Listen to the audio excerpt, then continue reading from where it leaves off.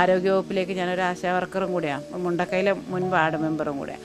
അപ്പോൾ ഞാൻ വേഗം ആരോഗ്യവകുപ്പിലുള്ള ആളുകളെ വിളിച്ച്, സാറേ ഇങ്ങനെ ഒരു ഉരുൾപൊട്ടൽ ഉണ്ടായിട്ടുണ്ട്, പക്ഷേ പുത്തുമല എന്നൊന്നും പറയുന്നത് ഒന്നുമല്ല, ഇത് പറയുന്നത് കേൾക്കുമ്പോൾ വലിയൊരു ഉരുൾപൊട്ടലാണ്, നമ്മൾ അതിന് വേണ്ട സജ്ജീകരണങ്ങൾ ചെയ്യേണ്ടി വരും എന്ന് പറഞ്ഞിട്ട് നമ്മളെ മുകളിലുള്ള ആളുകളെയൊക്കെ വിളിച്ചറിയിച്ചു.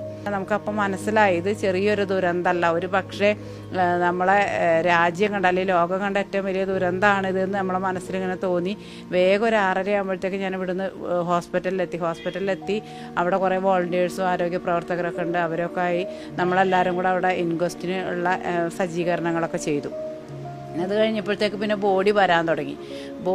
അന്ന് കിട്ടിയ ബോഡികൾ തന്നെ വരാൻ തുടങ്ങിയപ്പോൾ നമുക്ക് തിരിച്ചറിയാൻ ശരിക്കും ബുദ്ധിമുട്ടായിരുന്നു. ഇത്രയും ബോഡികൾ വന്നതിൽ ഒരു നോർമലായിട്ടൊരു 10 താഴെ അത്രേ വന്നിട്ടുള്ളൂ. ബാക്കിയൊക്കെ വന്നത് എന്താ പറയുക, നമുക്ക് മനസ്സിലാക്കാൻ കഴിയാത്ത രൂപത്തിലായിരുന്നു. ആ സമയത്തൊക്കെ നമ്മളെ നെഞ്ച് പൊട്ടിക്കൊണ്ട് തന്നെയാണ് നമ്മളവിടെ നിന്ന് നമ്മളെ തോളിലൂടെ കൈയിട്ട് നടന്നാൽ നമ്മളെ ചേർത്ത് പിടിച്ച ആളുകളാണല്ലോ ഇതെന്ന്.